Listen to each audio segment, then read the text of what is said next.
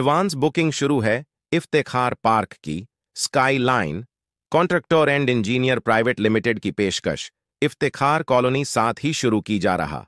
दूसरा project Iftekhar park Parbhani शहरधार road स्थित कलेक्टर द्वारा मान्यता प्राप्त NA-44 लेआउट, जिसमें आपको इस प्लॉटिंग में यह सुविधा मिलेगी। मेन रोड 50 फीट और अंदर के रोड 40 फीट 30 फीट, साथ ही साइड में गट्टू भी डाले हुए। हर प्लैट के पास रोड आप देख सकते हैं, आपको नजर आ रहे हैं। रोडों का काम भी अच्छे से मजबूती से किया गया है ताकि आने वाले 40-50 साल तक रोड नाली की दिक्कत ना आ सके। इस तरह से ध्यान में रखकर प्लैटिंग को डेवलपमेंट की गई है। आपको सारी सुविधा मिलेगी, जैसे हर घर में नल भी होगा, हर प्लॉट पर नल कनेक्शन जोड़ा गया है और रोशनी के लिए लाइट भी अच्छे से पोल बिठाए गए हैं और 30 फीट पर बोर को पानी, 2.5 से 3 फीट पर मुरूम 2।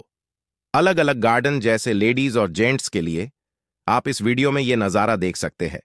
गार्डन कितना शानदार बनाया गया, इसमें बच्चों को खेलने के लिए खिलौने भी सेट किए गए और 4500 स्क्वायर फीट में शानदार मस्जिद भी होंगी। हवा के लिए 2 पेड़ हर घर प्लॉट के सामने। इन पेड़ों में कुछ ऐसे पेड़ हैं जो 6 महीने में कलर चेंज होते हैं। मराठवाड़ा में पहली बार मुस्लिम एरिया में डेवलपमेंट देखने को मिला है। साथ ही sky line contractor and engineer private limited company के डायरेक्टर मेराज सिद्दीकी, इनका सेकंड प्रोजेक्ट इफ्तेखार पार्क इस नाम से शुरू की गई है।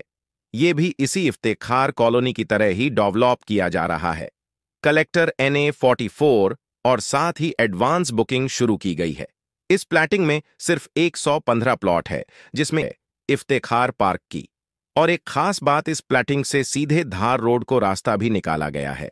इसमें भी लाइट नल नाली रोड और हर प्लैट के सामने पेड़ लाइट पोल, खुद की DP, जिनकी ख्वाहिश है ताकि वो ख्वाहिशमंद भी ले सके। इफ्तेखार पार्क आमदनी और जरूरत पर ख्याल रखते हुए ये प्लॉट निकाले गए। आप भी एक बार जरूर जाकर देखें और अपने सपनों को पूरा करें। जानकारी के लिए मौलाना अब्दुल रशीद नदवी, इन्हें 9997077513 इस नंबरों पर कॉल करके जानकारी हासिल कर सकते।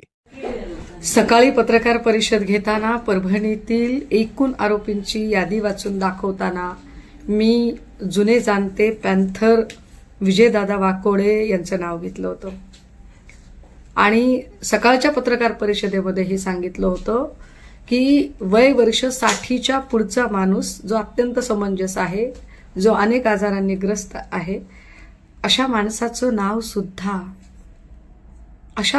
नाव सुद्धा परभणीच्या FIR मध्ये आहे। 2 मिनिटांपूर्वी विजयदादा वाकोडे यांचं निधन झालंय। परभणीतला एकूण हिंसाचार, जाळपोळ आणि हा तणाव सहन न झाल्यामुळे अजून एक परभणीतला योद्धा चळवळीने गमावलाय। राज्याचे सन्माननीय मुख्यमंत्री महोदयजी, काय आता तरी आपण परभणी प्रकरणाकडे काळजीने लक्ष देऊन संबंधित जे पोलीस अधिकारी आहेत, ज्यांनी स्वतःचा नाकर्तेपणा झाकण्यासाठी ह्या सगळ्या गोष्टी केल्या, काय त्यांना तातडीने बडतर्फ कराल? प्रश्न समस्त महाराष्ट्रातल्या चळवळीतल्या अनुयायांच्या वतीने आपल्याला आहे।